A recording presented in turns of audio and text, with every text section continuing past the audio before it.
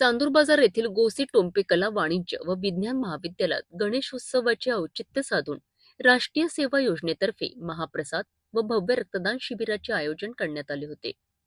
या शिबिरात समाजातील सर्व स्तरातील लोकांनी उत्साहाने सहभाग घेतला। चांदूर बाजार पोलीस स्टेशनचे ठाणेदार अशोक जाधव यांच्यासह 19 पोलीस अधिकारी व कर्मचाऱ्यांनी रक्तदान करून या उपक्रमात मोलाची भर घातली। या शिबिरात एकूण 68 रक्तदात्यांनी रक्तदान करून समाजाला एक अमूल्य असे योगदान दिलेत।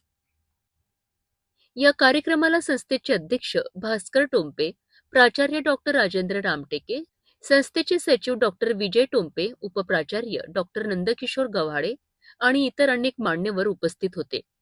महाविद्यालयाचे प्राचार्य डॉक्टर रामटेके यांनी रक्तदान हे श्रेष्ठदान असल्याचे सांगत सर्व रक्तदात्यांचे स्वागत केले।